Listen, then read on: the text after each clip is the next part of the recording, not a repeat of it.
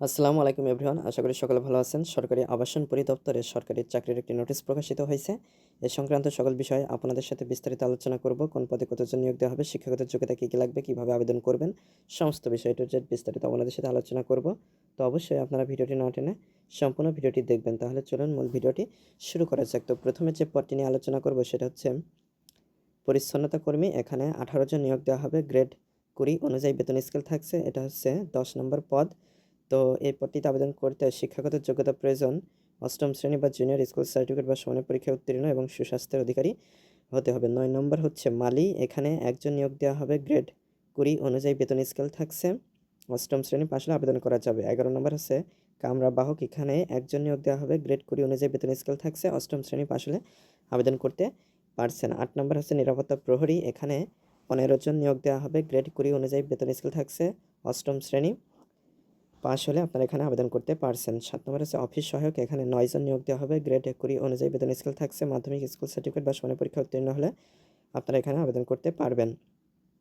বাবুর্চি হিসেবে 2 জন নিয়োগ দেওয়া হবে। গ্রেড 19 অনুযায়ী বেতন স্কেল থাকছে। অষ্টম শ্রেণী বা জুনিয়র স্কুল সার্টিফিকেট বা সমানের পরীক্ষায় উত্তীর্ণ হলে আপনারা এখানে আবেদন করতে পারবেন। 5 নম্বর হচ্ছে সহকারী উপপরিদর্শক। এখানে 2 জন নিয়োগ দেওয়া হবে। গ্রেড 16 অনুযায়ী বেতন স্কেল থাকছে।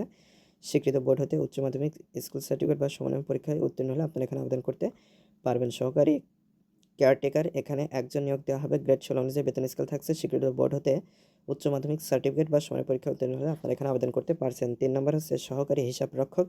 এখানে 2 জন নিয়োগ দেওয়া হবে। গ্রেড 16 অনুযায়ী বেতন স্কেল থাকছে। স্বীকৃত বোর্ড হতে বাণিজ্যে উচ্চ মাধ্যমিক স্কুল সার্টিফিকেট বা সমানের পরীক্ষা উত্তীর্ণ হলে আপনারা এখানে আবেদন করতে পারবেন। 2 নম্বর হচ্ছে অফিস সহকারী কাম কম্পিউটার মুদ্রাক্ষরিক। এখানে 27 জন নিয়োগ দেওয়া হবে।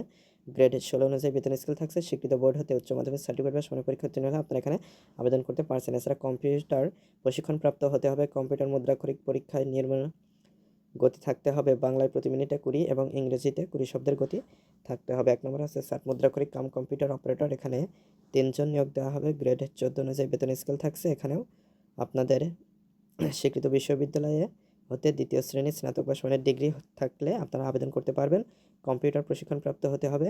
কম্পিউটার মুদ্রাক্ষরিক পরীক্ষায় নিম্নরূপ গতি থাকতে হবে। বাংলায় প্রতি মিনিটে 25 শব্দ, ইংরেজিতে প্রতি মিনিটে 30 শব্দ।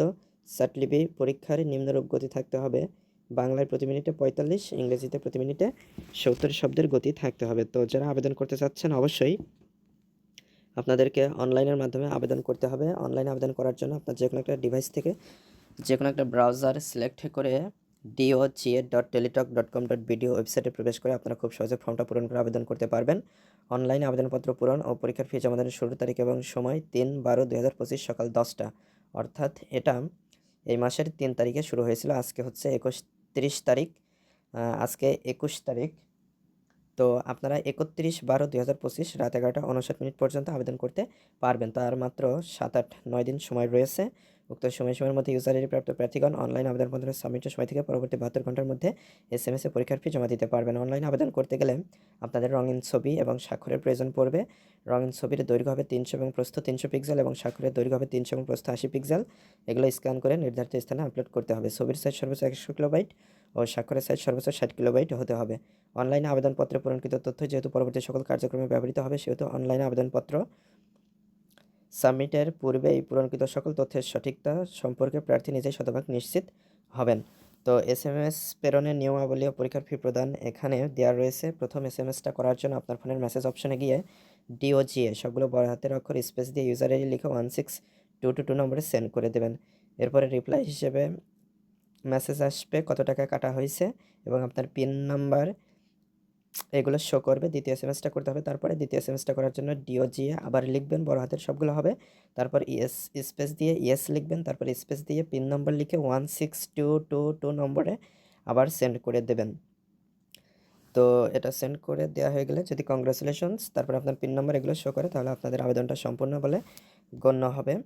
তো আপনারা অবশ্যই খেয়াল রাখবেন যে ফর্মটা পূরণ করার সময় কোনো তথ্য ভুল হয়েছে কিনা, এবং আপনাদের এই এসএমএস করে টাকা জমা দেওয়ার ক্ষেত্রে অবশ্যই টেলিটক প্রিপেড সিম ব্যবহার করতে হবে। আর ফর্মটা পূরণ করতে গেলেও একটা নাম্বার দেওয়ার প্রয়োজন পড়ে, সেখানে যে কোনো নাম্বার দিলেই চলবে, বাট অবশ্যই ওখানে একটু খেয়াল রাখবেন যে আপনি সচল নাম্বারটা দিয়েছেন কিনা, কারণ এসএমএসের মাধ্যমে পরীক্ষার ডেট এবং অন্য তথ্যগুলো জানানো হবে। তো অবশ্যই আপনারা একটু খেয়াল রাখবেন যে আপনারা সচল একটি মোবাইল নাম্বার যে কোনো অপারেটরের হলেই হবে দিবেন, এবং হচ্ছে গিয়ে ইনবক্স চেক করবেন। তো আশা করি মূল বিষয়টা বুঝতে পেরেছেন। তো আজকের ভিডিওটি এ পর্যন্তই। ভিডিও সংক্রান্ত কোনো মতামত থাকলে অবশ্যই কমেন্ট করে জানাবেন। ধন্যবাদ সবাইকে। আর চ্যানেলটি অবশ্যই সাবস্ক্রাইব করে আমাদের সাথেই থাকবেন।